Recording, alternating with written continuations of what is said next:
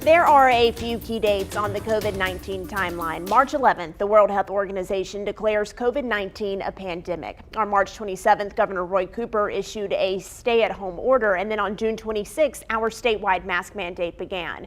And for the past 8 months, healthcare workers on the front lines have faced this virus head-on. I reached back out to a Winston-Salem nurse to see how she is 242 days later.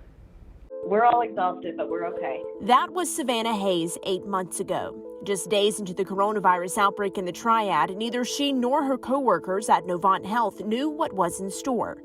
She and I called up today on the start of her first week off since the pandemic began.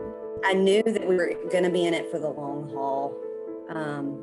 This is not something that's going to go away until there's an effective treatment or an effective vaccine. Hayes is now in a new role, but she spent the first part of the pandemic at Novant Health's screening centers. She says even though that seems like ages ago, COVID's still there. For Hayes, the pandemic has been a marathon, running for so long that at this point, it's hard to differentiate between work and home life. Learning to shut that COVID mindset off at certain times of the day.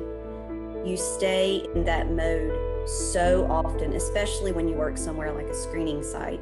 It's difficult when you come home and you just feel like you need to continue to protect yourself constantly, even at home, when you should be able to relax. So much has changed since we first met 8 months ago, but her plea to the public to help frontline workers fight the virus has not. Right now, I would love for the general public to know that social distancing really does help us a lot. If at all possible, stay at home for Thanksgiving with your immediate family. Yes, and I know we've heard about social distancing and not being in big groups since March of this year, but it really does help those frontline workers who have been face-to-face with this virus every day since March.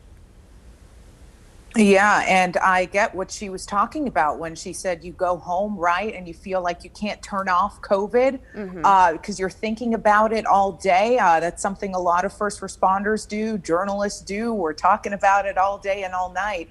But if I heard correctly, this is her first time off? Her first since the start of the week pandemic. Off since the start of the pandemic. She had a few days off in July, but other than that, guys, she's been working. I mean, I can't even fathom that you're faced with, and not even take yourself out of it, for those folks that are faced with death every day. I mean, they are seeing that happen here and there, maybe not all the time, but here and there. And I can't imagine the stress that puts on you every day. I get what she's saying about how do you go home and turn that switch off? You can't. It stays with you. And if you think about it, if you truly want to show your appreciation to those frontline healthcare workers, the best thing you can do is slow the spread of the virus. Wear your mask, avoid large groups, wash your hands.